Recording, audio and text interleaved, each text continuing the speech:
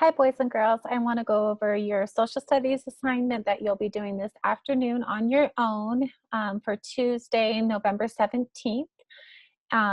You will be using either your Colorado Stories hardback textbook or you will be accessing the Colorado Stories digitally, and I have that all embedded in the assignment. So I'm just going to take a few minutes to share what the expectations are, what you need to do, so hopefully that you're able to be successful and learn about the fur trade. So I'm going to share my screen from my iPad with you because I've assigned this to myself in advance so that I can show you as a student what this will look like. And most often in the Google Classroom, you're going to see your new assignments come up in the stream, but remember you can always check it in classwork. And I always like you to just look at the week of. We organize all of our classwork by weeks. So this is the week of November 16th through the 20th. And you can see that we have Tuesday, November 17th, Colorado Stories, Chapter 3, Lesson 3, the fur trade there. Again, you can see it in your stream. You can also look in your to-do list. I love the to-do list just to see what's been assigned to me and what's due. And I can see even what's coming up. I can see what missing work I have. And when I go back to the assigned, I can even look at later. So if I know that it was assigned to me, but I have not, for this week, the due date is later on, I can find it there too. But I think most importantly is to just look at the assigned and the missing work. And you can find it in the stream as well. And usually that's the first place you're going to see it. So I'm going to go ahead and open it up there. And you can see that it has the page numbers that you need to read from your Colorado Stories. And I have the links for the digital access as well. And the link for the digital Colorado Stories is actually the second link in the assignment.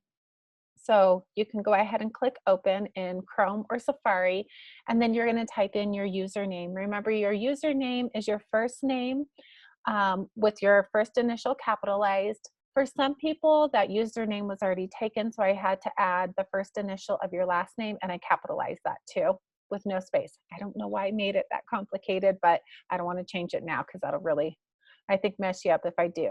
The password is easy. It's CES123, no space, all lowercase. So you're going to go there to access the text or use your hardback book, whichever you prefer. Remember, if you choose to access it digitally, then you can have the text read to you. So that's an accessibility feature. So if that's something that you need or just something that you like, you might want to access it that way. Then you're going to log into your Pear Deck. And oops, I went to the wrong one. Go to Google Accounts, and you're going to go ahead and open. Again, Safari or like my computer wants to update, Safari or Chrome, whichever. And your Google information should already be saved in there. So just go in the way that you always do. That way it's saved, probably Chrome for you. And then, of course, it's going to ask me the questions. And in the Pear Deck, as always, I have included the audio. So I'm not going to read these questions now, but I just want you to be aware that I'm looking for you to answer every question before you turn it in. And there's a variety of different kinds of questions. Sometimes you might have to draw. Sometimes you might have to write a complete sentence. Sometimes you might need to have multiple choice, or do you agree or disagree? So we're trying to make it so that you have lots of ways to show what you know. And really engage with the content and really learn the content. So once you are completely finished with your Pear Deck, then you are going to click done. And then that's when you can finally mark as done. Please don't mark it as done before you finish the Pear Deck. Like say you didn't get to finish it because you had a dentist appointment in the afternoon and you were only on slide 5. Well, don't mark as done because then it's not going to be accessible to you. So make sure that you only do that when you have answered all of the questions.